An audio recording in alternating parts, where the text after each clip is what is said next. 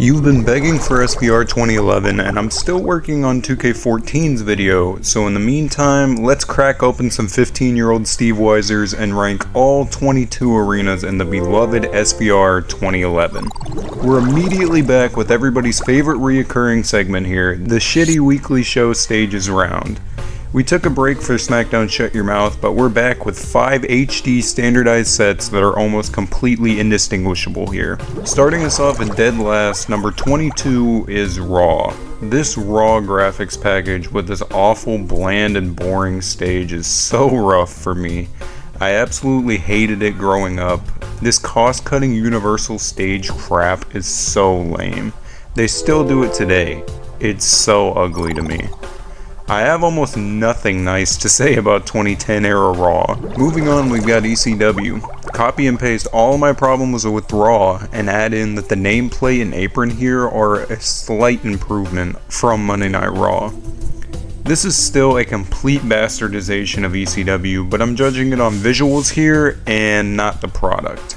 They should have stopped changing the ECW stage after the 2007 tunnel. It was great.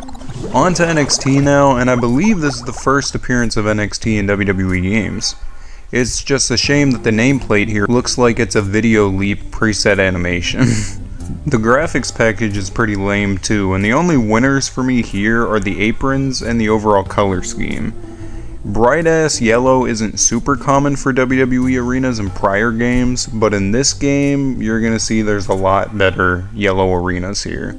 But I mean, at least it's not NXT 2.0. We're on to 19 being SmackDown here, and this 10th anniversary graphics package puts it a step above the competition a bit for me. I like it a lot. The stage still sucks, but the nameplate isn't bad, and the apron is pretty neat too. I actually had an old Mattel Flex Force ring as a kid modeled after this ring in the game. Flex Force was so fucking lame though. Rounding out our shitty weekly show stages round is Superstars. This is an improvement on everything else due to the kick-ass nameplate and the apron. There's a lot of vibrant color here, and this arena just looks like it was made to be put in a video game. It's just a shame that it still reeks of B-tier weekly show. I remember watching the first episode of Superstars and seeing Undertaker versus Matt Hardy thinking, yeah, this is the last time we're ever going to see Taker here. We're on to the absolute strangest arena in SVR games. We've got our first non-canonical SVR arena in the Druid Arena. This is a good concept. You're sent into Undertaker's purgatory or something, and all the NPCs are druids. It's cute, but my problem is, why is there still giant WWE corporate logos everywhere in this fantasy realm? It looks so fucking stupid. Something about this dream world or purgatory having WWE logos plastered everywhere is hysterical to me.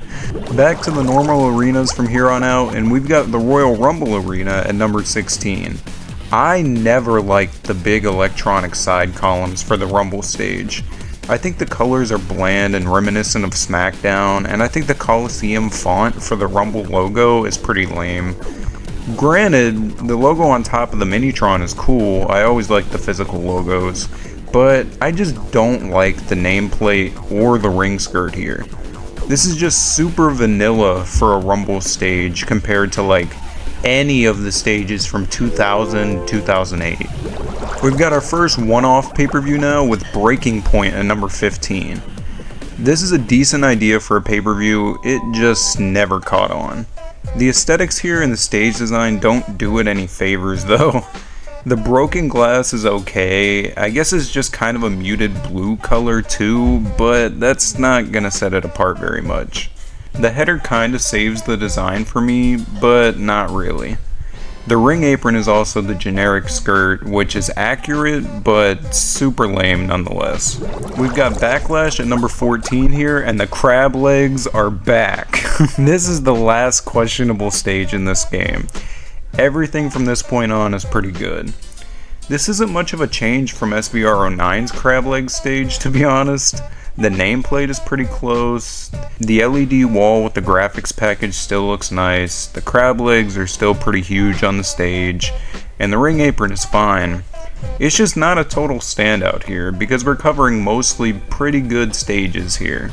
The Bash is our 13th place entry, and this is the last time the Bash shortened name was ever used in a video game.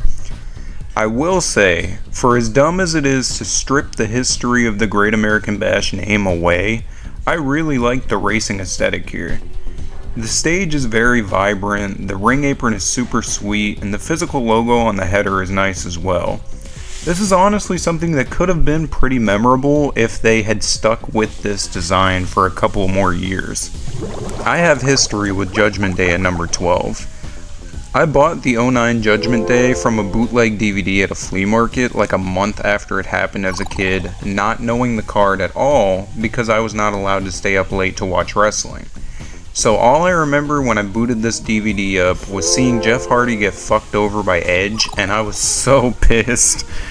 Regardless though, this arena rules. I like the scales design for the set a lot, the graphics package is nice, the nameplate is pretty good, and the apron is pretty decent as well. I don't know why they were so fixated on the big golf ball stages for as long as they were, if we could have had the scale design like this whole time. Just missing our top 10 is Hell in a Cell, and to be honest, I never liked gimmick pay-per-views outside from the Royal Rumble. The gimmick matches are supposed to happen organically, not because it's the 4th Sunday in October. Despite my bias though, this arena kinda rules. I like the cell walls on the stage a lot, the graphics package and stage layout leaves a little to be desired, but the nameplate and the ring skirt are sick as fuck, so it evens out for me. We're at our top 10 SVR 11 arenas, and TLC was yet another gimmick pay-per-view this year. I don't think they ever really nailed the graphics packages or aesthetics for TLC, but these hanging weapons on the stage are super reminiscent of One Night Stand, and I appreciate that. I can't say the nameplate or ring apron are wonderful, but they get the job done. Honestly, the visual of all those weapons hanging on the stage is visually appealing enough for me to praise this arena and put it pretty high. The Elimination Chamber cracks number 9, and this is a sleeper. I vastly prefer No Way Out as the February pay-per-view, but this yellow look here pops. The Chamber Titantron is great, the graphics package is pretty good, and the nameplate is pretty sweet. But honestly, the ring apron is the star of the show for me. I don't know why WWE moved away from the yellow color scheme for the Elimination Chamber, but it's a shame. It looks pretty damn good here. Number 8 brings us to Survivor Series, and this is a bit of a mixed bag for me. As a kid, and honestly still now, I never liked the physical VIV physical letters on the stage. It just looks so odd, but that ridiculous Sidetron with this huge circular base at the bottom does a lot for me. The ring apron is also a standout. This is a nice little design. The visuals are overall very cohesive here, and this is very solid, but it's not anything crazy. Number 7 is another gimmick pay-per-view, being Extreme Rules, and it's a highlight of the stage designs in this game for me. This is awesome. The big X for the Titantron is very striking, the graphics package is super clean, the set is massive. The nameplate and the apron are very nice too. This is great to me. Despite the fact that I'm not really a fan of gimmick pay-per-views like Extreme Rules. I think when they switched from hardcore matches to Extreme Rules in the PG era, everything became super tame and predictable. I know that's a result of Linda McMahon running for Senate and WWE having to clean up their act as a result, but Extreme Rules as a pay-per-view just never felt right to me. Just missing the top 5 is Night of Champions, and this is a heavy hitter of a stage. I love the belts on the banners quite a lot. It is very visually appealing. The nameplate is a little dull, but Ukes worked with what they had in real life. The ring apron though is fucking awesome. This is such a complete package. For as much as I thought Night of Champions was a dull concept as a kid, I really love this setup here. And I'm sorry by the way if my critiques of 2010's WWE upsets you. I watched through the entire decade as it happened, didn't miss anything, and I just kind of became a TNA / Ring of Honor guy as a result of that. Top 5 time, and how in the name of God did we get a WCW arena in this game as DLC? I am firmly a child of the WCW always sucked propaganda machine that Vince McMahon pushed after winning the war, and seeing this arena in this game was always crazy to me. I understand that there was money to be made here with WCW nostalgia. I'm just shocked that it happened. Regardless though, this looks great. The stage isn't at all accurate, but it fits in well with the rest of the game in terms of stage design. The tunnel is classic and it looks great. The banners are sweet. The flames on the floor mat are very much missing here, but the ring apron and the random giant Nitro logo on the canvas are pretty cool. This is a sleeper for me. Tribute to the Troops is up next, and this is very much a retread of the SVR 09 arena that I covered a while ago, and that's not exactly a bad thing. It's cleaned up and it looks great. The banners still look cool, the bleachers with the netting on them look pretty sick, the nameplate is nice, and the soldiers in the crowd was always a nice touch to me.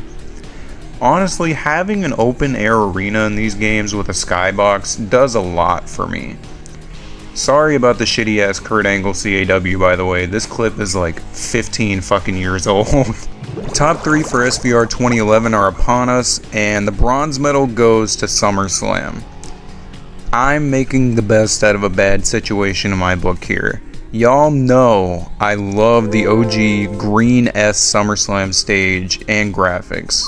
This right here is nothing like the stuff that I enjoy for SummerSlam. But it's not irredeemable. This stage has its bright spots, I can admit it. The layout is pretty distinct. The steel star design on the side is pretty cool. The loop under the Titantron is neat. This color scheme isn't my favorite at all, but the nameplate and the ring apron are great. The unique ring posts are also a standout here, and this is just a very cohesive design. It's just a shame that it reminds me a lot of Slim Jim. I wonder where I got that impression. Our runner-up for this video is going to be bragging rights. This is a lame concept in the dying days of the initial brand split, but I remember seeing pictures of those pay-per-views online and just thinking those stages were tailor-made for video games.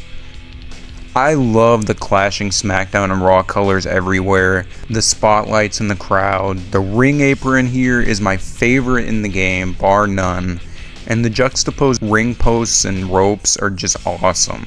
Everything about this aesthetic here clicks for me so hard. It's just a shame that the show IRL always kinda sucked. Alright, 21 arenas down, and once again, only WrestleMania remains.